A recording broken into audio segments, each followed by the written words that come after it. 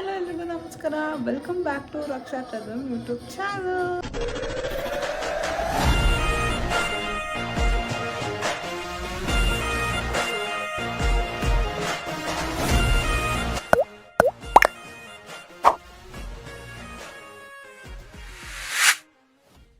So ಇವತ್ತಿನ blog ಬಂದು cooking blog. So ನಾನು ಮನೇಲಿದ್ರೆ ನಿಮ್ಗೆ ಗೊತ್ತಾಗಿರುತ್ತೆ ಕುಕ್ಕಿಂಗ್ ಬ್ಲಾಗ್ ಅಂತ. So let's go. ಹಲೋ, ಮೊದಲಿಗೆ ಪ್ಯಾನ್ ತೊಗೊಳ್ಳಿ. ಪ್ಯಾನ್ಗೆ 2 ಟೇಬಲ್ ಸ್ಪೂನ್ ಎಣ್ಣೆನ ಆ್ಯಡ್ ಮಾಡ್ಕೊಳ್ಳಿ. ಎಣ್ಣೆನ ಆ್ಯಡ್ ಮಾಡ್ಕೊಂಡಾದ್ಮೇಲೆ ಎಣ್ಣೆನ ಸ್ವಲ್ಪ ಸ್ಪ್ರೆಡ್ ಮಾಡ್ಕೊಳ್ಳಿ, ಯಾಕಂದರೆ ಪನ್ನೀರ್ ತುಂಬ ಬೇಗ ಪ್ಯಾನ್ಗೆ ಅಂಟ್ಕೊಂಡ್ಬಿಡುತ್ತೆ. ಸೊ ಅದನ್ನು ಅವಾಯ್ಡ್ ಮಾಡೋಕ್ಕೋಸ್ಕರ ಎಣ್ಣೆನ ಸ್ವಲ್ಪ ಸ್ಪ್ರೆಡ್ ಮಾಡಿ. ಎಣ್ಣೆ ಸ್ಪ್ರೆಡ್ ಮಾಡಾದಮೇಲೆ ಎಣ್ಣೆ ಸ್ವಲ್ಪ ಬಿಸಿ ಆದಮೇಲೆ 1/4 ಟೇಬಲ್ ಸ್ಪೂನ್ ಅರಿಶಿನ ಮತ್ತು 1/4 table spoon garam masala powder ಮತ್ತು 1/4 ಟೇಬಲ್ ಸ್ಪೂನ್ ಧನಿಯಾ ಪೌಡರ್ ಹಾಕಿ 1 ನಿಮಿಷ ಎಲ್ಲ ಮಸಾಲೆ ಪೌಡರ್ನ ಚೆನ್ನಾಗಿ ಫ್ರೈ ಮಾಡಿ. ಚೆನ್ನಾಗಿ ಫ್ರೈ ಮಾಡಾದಮೇಲೆ ನಾನು ಇಲ್ಲಿ ಮೊದಲೇ ಪನ್ನೀರನ್ನ ಕಟ್ ಮಾಡಿಕೊಂಡು ಇಟ್ಕೊಂಡಿದ್ದೀನಿ. ಸೊ ಅದನ್ನು ಇವಾಗ ಆ್ಯಡ್ ಮಾಡೋ ಟೈಮ್. ಸೊ ಒಂದೊಂದಾಗಿ ಎಲ್ಲ ಪನ್ನೀರನ್ನ ಆ್ಯಡ್ ಮಾಡ್ಕೊತಾ ಹೋಗಿ. ಪನ್ನೀರನ್ನ ಆ್ಯಡ್ ಮಾಡಾದಮೇಲೆ ಪನ್ನೀರ್ ಚೆನ್ನಾಗಿ ಮಸಾಲೆ ಜೊತೆ ಕೋಟ್ ಆಗೋ ತನಕ ಪನ್ನೀರನ್ನ ಸ್ವಲ್ಪ 2 ನಿಮಿಷ ಫ್ರೈ ಮಾಡಿ. ನಿಮ್ಗೆ ಗೊತ್ತಾಗುತ್ತೆ ಎಷ್ಟು ಹೊತ್ತು ಫ್ರೈ ಮಾಡಿದ್ರೆ ಚೆನ್ನಾಗಿ ಕೋಟ್ ಆಗಿರುತ್ತಂತ. ಸೊ ಅಷ್ಟೊತ್ತು ಪನ್ನೀರನ್ನ ನೀವು ಫ್ರೈ ಮಾಡ್ಕೋಬೇಕಾಗುತ್ತೆ.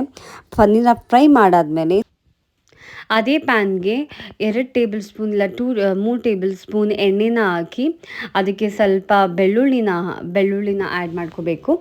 ಸ್ವಲ್ಪ ಫ್ರೈ ಆದಮೇಲೆ ಈರುಳ್ಳಿನ ಸ್ವಲ್ಪ ಚಿಕ್ಕದಾಗಿ ಹೆಚ್ಚಿರುವಂಥ ಈರುಳ್ಳಿನ ಆ್ಯಡ್ ಮಾಡ್ಕೋಬೇಕು.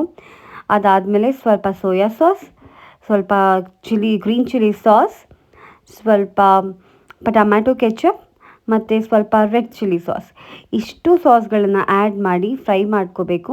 ನಿಮ್ಗೆ ಎಷ್ಟು ಇಷ್ಟ ಆಗುತ್ತೋ, ನಿಮ್ಗೆ ಯಾವ ಥರ ಮೆಷರ್ಮೆಂಟ್ ಬೇಕು ಅಂತ ಅನಿಸುತ್ತೋ ಅಷ್ಟು ನೀವು ಸಾಸ್ನ ಆ್ಯಡ್ ಮಾಡ್ಕೋಬೋದು. ಮತ್ತು ಚೆನ್ನಾಗಿ ಫ್ರೈ ಮಾಡ್ಕೋಬೇಕು. ಚೆನ್ನಾಗಿ ಫ್ರೈ ಮಾಡಾದಮೇಲೆ ಅದಕ್ಕೆ ರುಚಿಗೆ ತಕ್ಕಷ್ಟು ಉಪ್ಪನ್ನು ಸೇರಿಸಬೇಕು. ಉಪ್ಪನ್ನು ಸೇರಿಸಾದ್ಮೇಲೆ ಇನ್ನೂ ಸ್ವಲ್ಪ ಹೊತ್ತು ಫ್ರೈ ಮಾಡಬೇಕು. ಒಂದು ನಿಮಿಷ ಫ್ರೈ ಮಾಡಾದಮೇಲೆ ಚೂರು ನೀರನ್ನು ಆ್ಯಡ್ ಮಾಡ್ಕೊಳ್ಳಿ. ನೀರನ್ನು ಆ್ಯಡ್ ಮಾಡ್ಕೊಂಡಾದಮೇಲೆ ಸ್ವಲ್ಪ ಗ್ರೇವಿ ಥರ ಕನ್ಸಿಸ್ಟೆನ್ಸಿ ಬರುತ್ತೆ.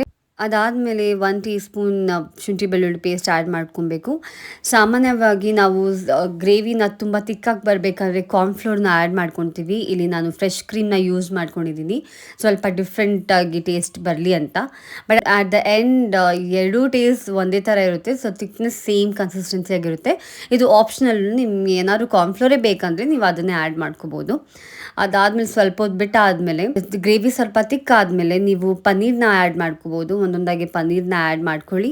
ಅದನ್ನು ಸ್ವಲ್ಪ ಮಿಕ್ಸ್ ಮಾಡ್ಕೊಳ್ಳಿ. ಚೆನ್ನಾಗಿ ಈ ಮಸಾಲೆ ಜೊತೆ ಆ ಪನ್ನೀರ್ ಚೆನ್ನಾಗಿ ಕೋಟ್ ಆಗಬೇಕು. ಅದಾದಮೇಲೆ ನೀವು ಕೊರಿಯಾಂಡರ್ನ ಆ್ಯಡ್ ಮಾಡ್ಕೋಬೋದು. ನಿಮ್ಗೆ ಎಷ್ಟು ಗಾರ್ನಿಷಿಂಗ್ಗೆ ಬೇಕು ಅಂತ ಅನಿಸುತ್ತೋ ಅಷ್ಟನ್ನು ಆ್ಯಡ್ ಮಾಡ್ಕೊಂಡು ಇಷ್ಟೆಲ್ಲ ಮಾಡಾದಮೇಲೆ paneer manchurian is ready to serve.